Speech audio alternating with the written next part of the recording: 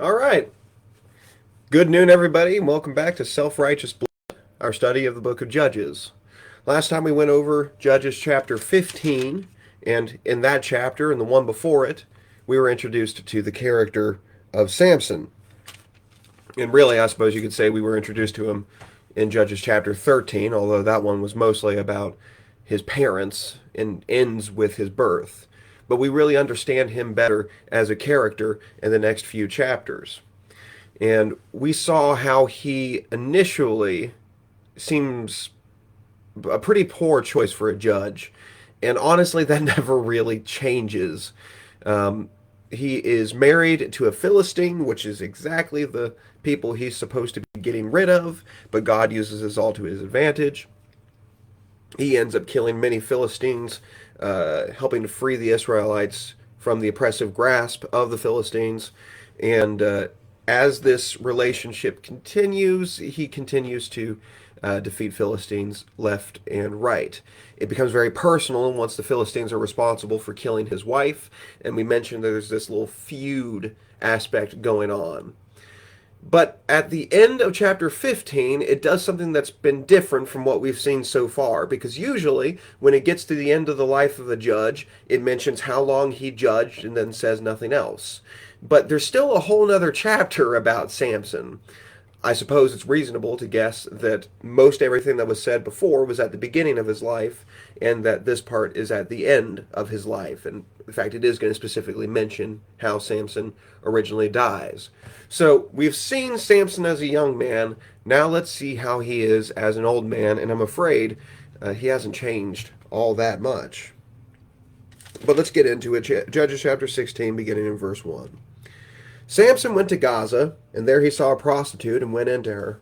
The Gazites were told, Samson has come here, and they surrounded the place and set an ambush for him all night at the gate of the city. They kept quiet all night, saying, Let us wait until the light of the morning, then we will kill him.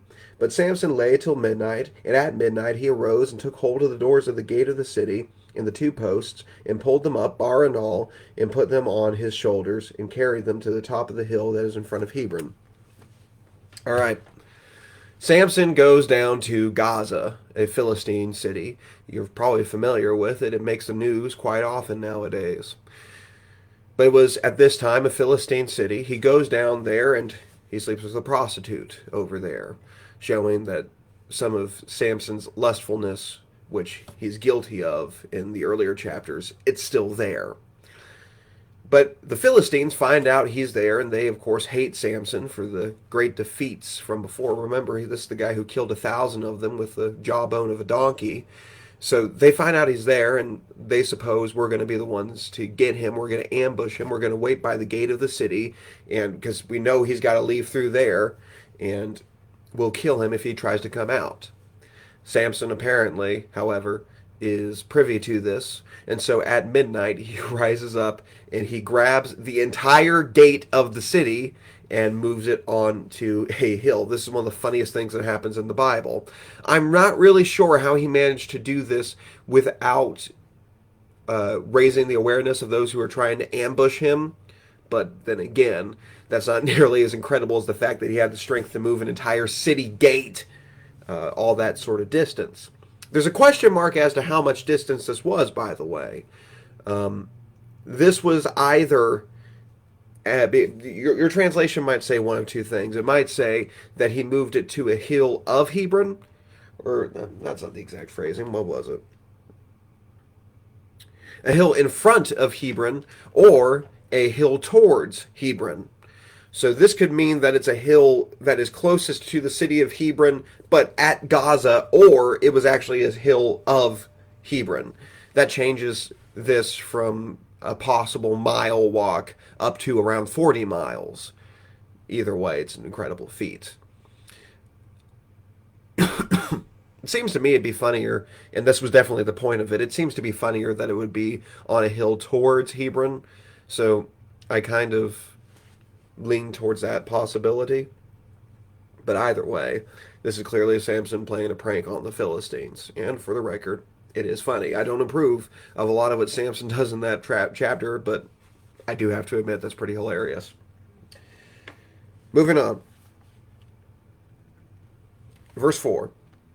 After this, he loved a woman in the valley of Sorek, whose name was Delilah. And the lords of the Philistines came up to her and said to her, Seduce him, and see where his great strength lies, and by what means we may overpower him, that we may bind him to humble him, and we will each give you 1,100 pieces of silver. So Delilah said to Samson, Please tell me where your great strength lies, and how you might be bound that one could subdue you. Now we have the famous character in the life of Samson. We have Delilah. Delilah seems to be an Israelite, as far as we can tell. The valley of Sorek is not far at all from Samson's hometown. Though her name is interesting because it could be translated either flirtatious or devotee. Because of this and a couple of other indicators, some of the commentators suppose that Delilah may have been a cult prostitute.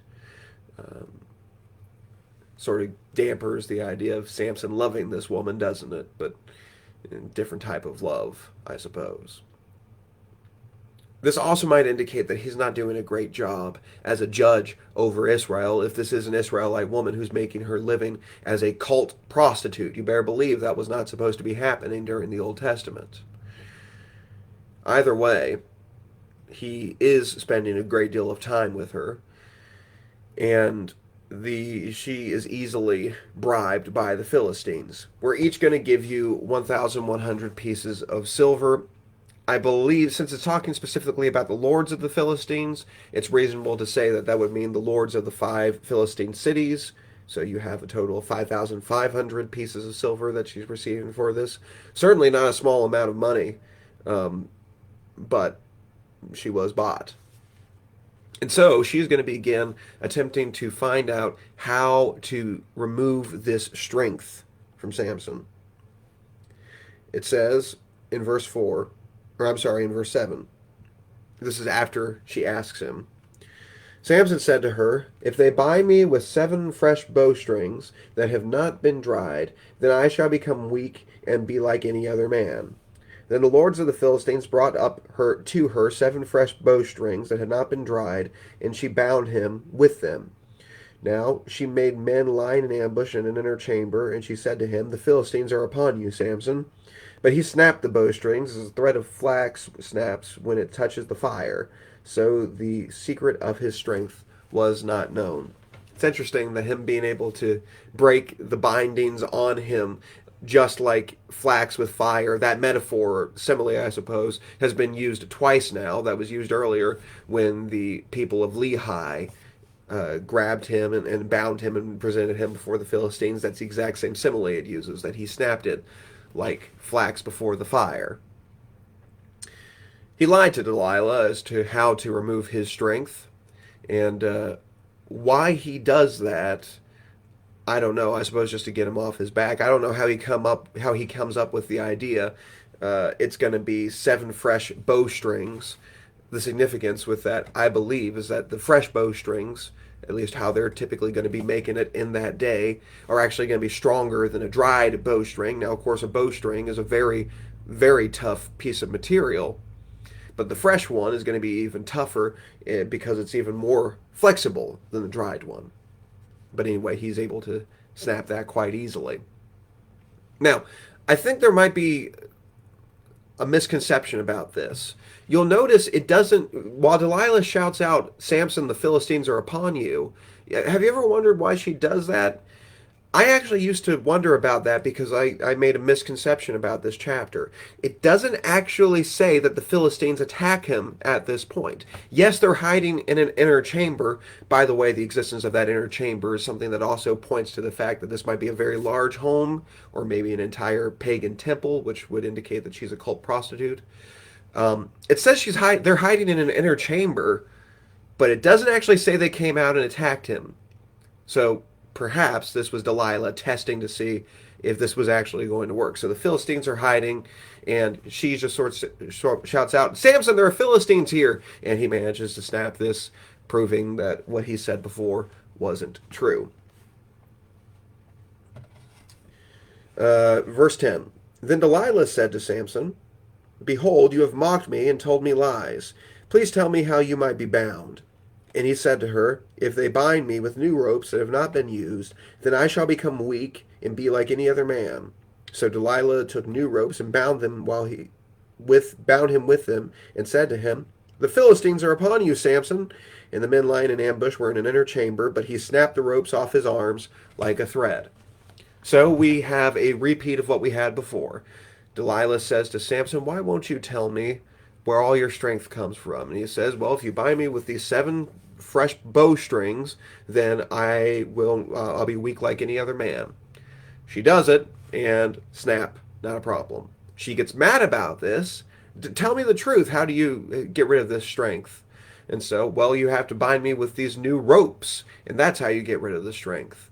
And she does the exact same thing before. She yells, The Philistines are upon you. Again, there are Philistines in the inner chamber, but it appears Samson doesn't know this, and so he manages to snap that as well. You might be able to predict where this is going. Verse 13. Then Delilah said to Samson, Until now you have mocked me and told me lies. Tell me how you might be bound. And he said to her, If you weave the 7 locks of my head with the web and fasten it tight with the pin, then I shall become weak and be like any other man. So while he slept, Delilah took the 7 locks of his head and wove them into the web, and she made them tight in the pin with the pin, and said to him, The Philistines are upon you. But he awoke from his sleep and pulled the pin, the loom, and the web. All right, we have a repetition again. How do you really lose all that strength? Well, if you take my hair and you weave it into a loom, then my strength will be gone. So, repetition from before. Delilah yells, The Philistines are upon you, and he manages to just rip the whole thing out. Well, as you can imagine, she's not going to be happy about that. And she said to him, How can you say I love you when your heart is not with me? You have mocked me these 3 times and have not told me where your great strength lies. And when she pressed him hard with her words day after day and urged him, his soul was vexed to death. And he told her all his heart and said to her, A razor has never come upon my head, for I have been a Nazarite to God from my mother's womb. If my head is shaved, then my strength will leave me, and I shall become weak like any other man. When Delilah saw that he told her all his heart, she sent and called the lords of the Philistines, saying, Come up again, for he has told me all his heart. Then the lords of the Philistines came up to her and brought the money in their hands. She made him sleep on her knees, and she called a man and had him shave off the 7 locks of his head. Then she began to torment him, and his strength left him. And she said, The Philistines are upon you, Samson. And he awoke from his sleep and said, I will go out as other times and shake myself free. But he did not know that the Lord had left him. And the Philistines seized him and gouged out his eyes and brought him down to Gaza and bound him with bronze shackles, and he ground at the mill in the prison. But the hair of his head began to grow again after it had been shaved. So, this is what happens. The 4th time, finally, he says, I have never cut my hair ever since I was born.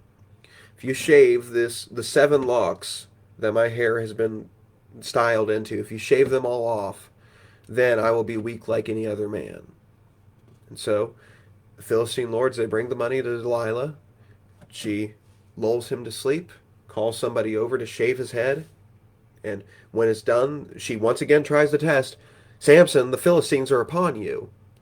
And when he awakes, he finds his strength has left him.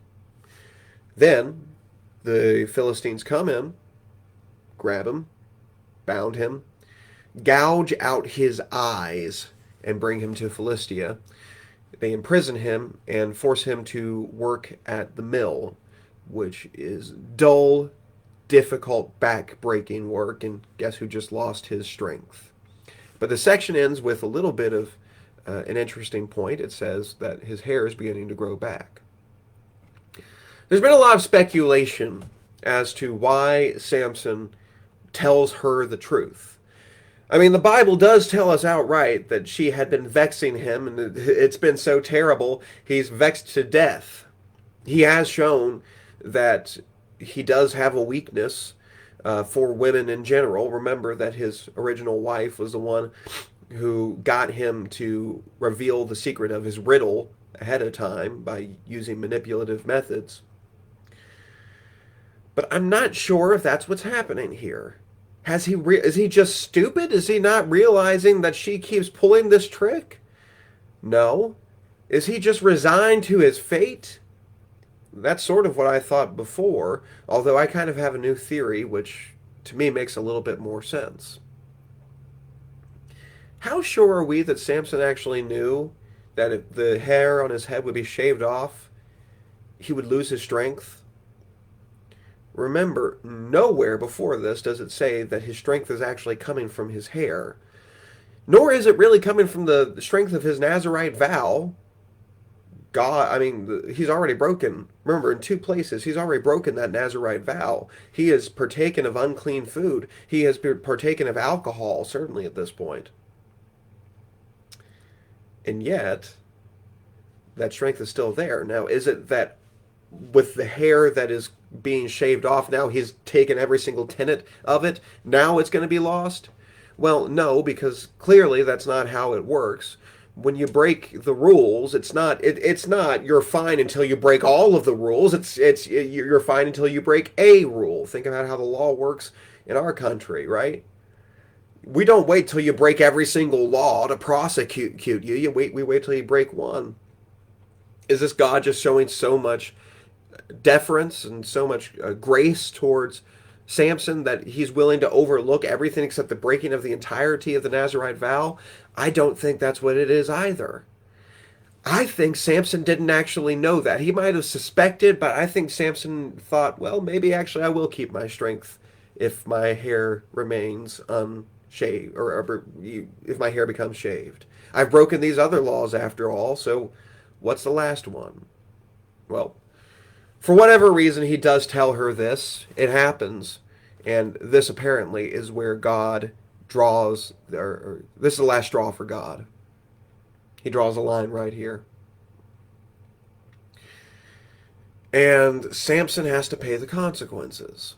Remember, the key phrase here is that the Spirit of the Lord left him when that happened. His strength was not actually coming from his hair, but this was the point in which the Spirit of God left Samson, and he's captured as a result. Delilah's left with her money, and they bring him over to Philistia. But his hair's growing back. It appears God might be making a point based on that hair. Verse 23. Now the lords of the Philistines gathered to offer a great sacrifice to Dagon, their god, and to rejoice.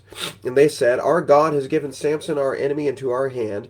And when the people saw him, they praised their God, for they said, Our God has given our enemy into our hand, the ravager of our country, who has killed many of us. And when their hearts were merry, they said, Call Samson that he may entertain us. So they called Samson out of the prison, and he entertained them. They made him stand between the pillars, and Samson said to the young man who held him by the hand, Let me feel the pillars on which the house rests, that I may lean against them. Now the house was full of men and women. All the lords of the Philistines were there, and on the roof there were about 3,000 men and women who looked on while Samson entertained. The Philistines end up throwing a gigantic party to celebrate the fact that they finally captured Samson. And they do it at the temple of Dagon. If you ever look at a picture of the god Dagon, he basically looks like a merman, right? He's top half is that of a man, bottom half is that of a fish. Very wicked idol. They bring him to this temple in celebration because they believe that it is Dagon who has given them the victory. The Bible says they force Samson to entertain them, or make sport, says some translations. Some people suppose that this means he was doing these great feats of strength, right? Like a trained elephant almost. But the problem there is, of course, his strength has left him. And we're going to know specifically when that strength is going to be coming back. Spoiler alert. But he doesn't have the strength right now. That being said, it probably was something physical in nature. Perhaps they were just torturing him for entertainment. We just don't know. The reason we say it might be something physical is because he says to this boy to help me find a pillar. Remember, his eyes have been gouged out. Help me find a pillar, or the pillars of the temple to rest on. so that I can and catch my breath. So that seems to indicate that he was exhausted by whatever this entertainment was. But all the big names in Philistia are there. All 5 lords of the Philistines are there. And 3,000 men and women are on the roof of the temple alone. And you got Samson without his eyes, weak, resting on these 2 pillars. Let's see what happens now. Verse 28. Then Samson called to the Lord and said, O Lord God, please remember me and please strengthen me only this once, O God, that I may be avenged on the Philistines for my 2 eyes. And Samson grasped the 2 middle pillars on which the house rested, and he leaned his weight against them, his right hand on one and his left hand on the other. And Samson said, Let me die with the Philistines. Then he bowed with all his strength, and the house fell upon the lords and upon the people who were in it. So the dead whom he killed at his death were more than those whom he had killed during his life. Then his brothers and all his family came down and took him and brought him up and buried him between Zorah and Eshtaol in the tomb of Manoah and his father. He had judged Israel 20 years. So, Samson, while leaning up against these pillars, prays to God. His hair's been growing, but where's the strength actually coming from? He's got this one opportunity, and he prays to God, give me one last feat of strength that I may kill these enemies. And so he pushes as hard as he can. Let me die with the Philistines are his last words. And the entirety of the temple of Dagon collapses. Remember, it says that there were 3,000 people there, but that's just on the roof. Who knows how many were actually inside the temple? And it says that in this one act, he killed more Philistines than he had throughout the entirety of his life. It seems God had forgiven Samson his transgressions. In fact, when you see Samson included in these righteous people that are in Hebrews chapter 11, it seems pretty clear that God was pleased with Samson. And it teaches us an important lesson. What matters is our status with God at the end of our lives. A person can do wicked, and in the case of Samson, he does a lot of good, but he does a lot of bad too. But it can be overlooked. It can be cleansed. Something very true in the New Testament as well. He crushes all these Philistines. The Israelites find his body, and they bury him with his father. Thus ends Samson. And thus ends our record of the Judges, at least in the book of Judges. I think there's a pretty strong case to be made that you still have a couple of judges left, but that's not actually going to show up until the book of 1 Samuel. But you might have noticed, if you're reading along with us, we still have a few chapters left of this book. You might remember that Judges can basically be placed into 3 different sections. There's the introduction to the book, the historical section to the book, and then there is the appendix. We are now done with the historical section of the book, and now to the appendix. Already, Judges is a little frustratingly non-chronological. It's going to get really non-chronological then. These next, 4 chapters, I believe? Let's see, 17, 18, 19, 20, and 21. Those chapters.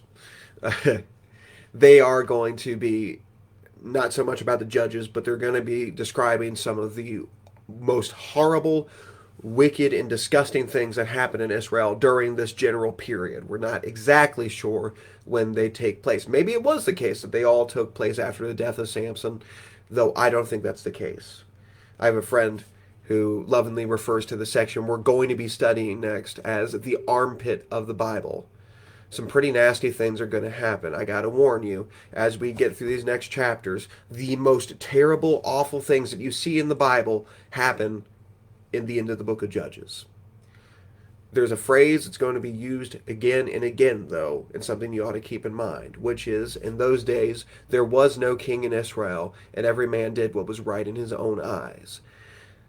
That's an indication from the writer that, yeah, I know this was really evil. And if you're wondering why people were able to get away with it, it's because everybody was doing what was right in their own eyes. God most certainly does not approve of the things that happened here, but it's record of what happened. So that's what we'll be getting into next week, Lord willing. I hope to see you then. Until then, I love you all. Have a wonderful week.